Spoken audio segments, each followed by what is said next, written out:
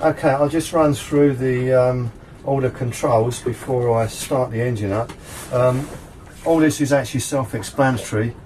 Anchor light, running light, cabin light.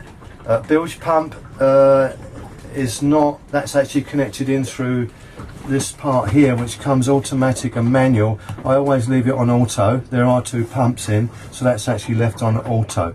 Okay. Just use your finger, James. Sorry, if you can. Okay, cool. Keep going. Going back to here, on the bottom one, this auxiliary, this actually controls the alarms for the engine, which are these two lights. You can actually turn them on and off. So when you start it up, if you need to use the radio, you can just turn them off. The radio is now on. As you can see, that all works. There's your squelch, etc. This switch here, I'm just going to turn it off for a minute.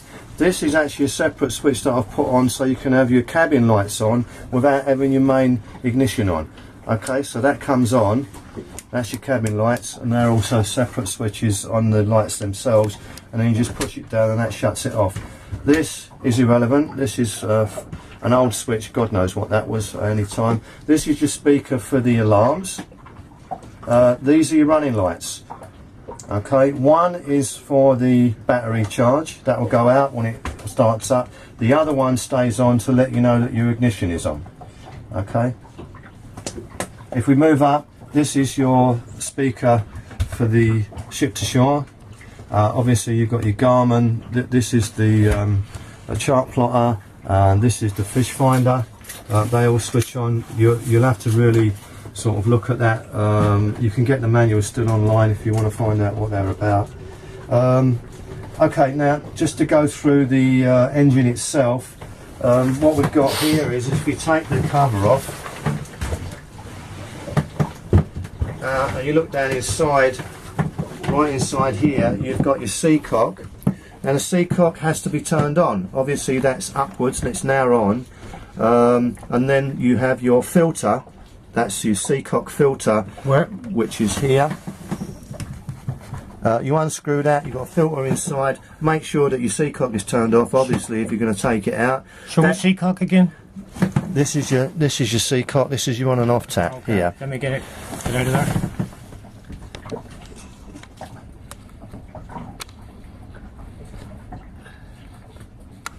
Okay, just to the side of it, you've got a T-piece there.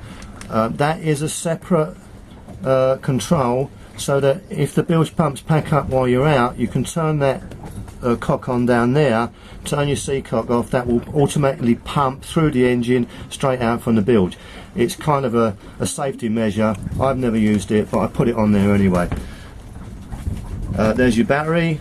These two crocodile clips are for the seconds solar panel. There's one that's completely connected into the circuit, which runs through the fuse box. This is the larger panel, which has got crocodile clips on it. If you don't want to use it, you just unclip it. Okay. Right, we'll close this back up now. Now, at the back of the engine, you've got a lever here, which is actually your decompression. So if you pull that out, the engine is now decompressed. I'll explain that in a second. Okay, if we go to the Teleflex, the Ultraflex, your controls, to actually start the engine, it's a standard control. You pull it out, push it all the way forward. Okay, go to your engine. Turn these alarms off for a minute so you can actually hear me. Now if you're starting it from cold, the best thing to do is pull the decompression out, let it spin over, and then just let it go.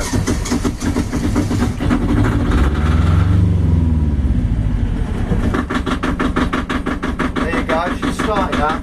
Do that again, James, I missed some of that. Sorry? Turn her off and do it again. Turn her off and do it again. Put your hand on the lever, middle finger's there, pull it out, push it all the way forward. Yeah. Okay, you must push it all the way forward because this will bring more diesel through to the engine for a cold start. If you're starting it really from cold, then you pull the decompression lever out. Okay. Turn the ignition on. Let it spin for a while. Let it go.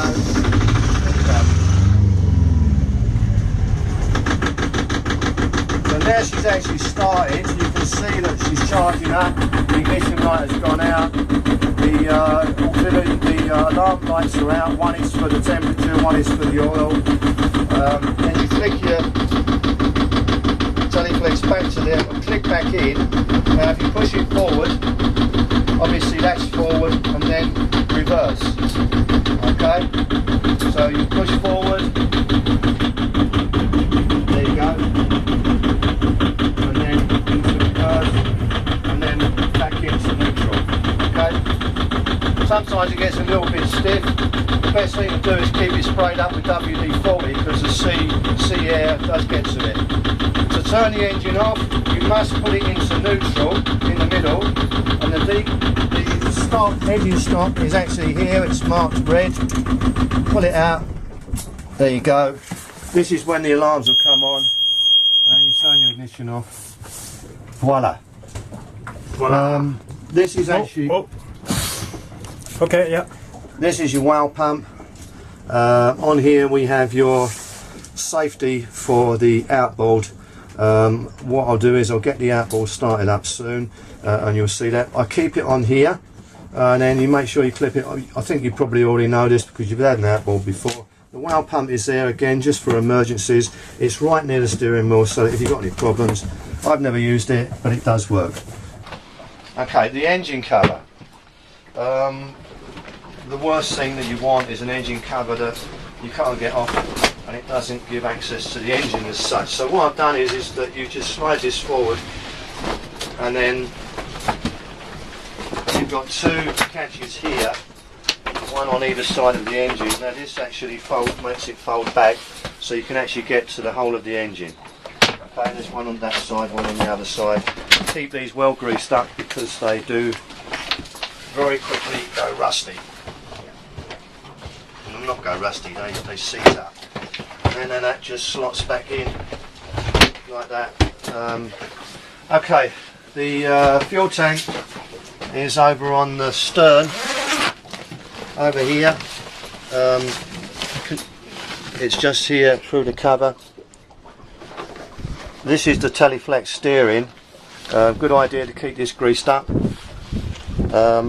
Inside this locker is the diesel tank, and there's a diesel filter down there and an on and off tap. I never ever bother turning it off, but it's there anyway. If you want to clean the filter out every now and again, and obviously there's a diesel filter on the engine itself. This is another compartment.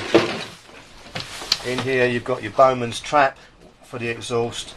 There's some oil there, probably enough there to actually do an oil change, and there's a little bit of diesel in the tank, and there's a funnel.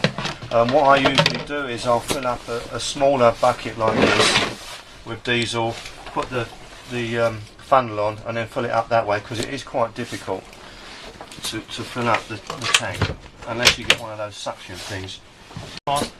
Okay, let's have a look at your stern tube. Inside here you'll find a pot of grease which is already left there.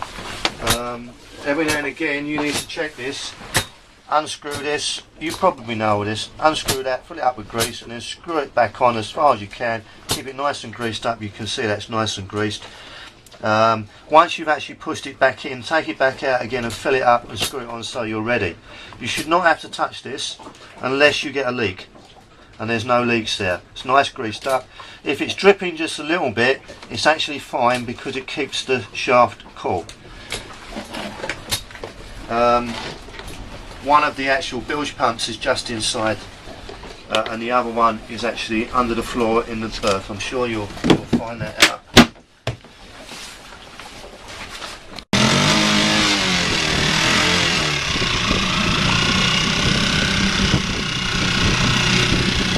Cool.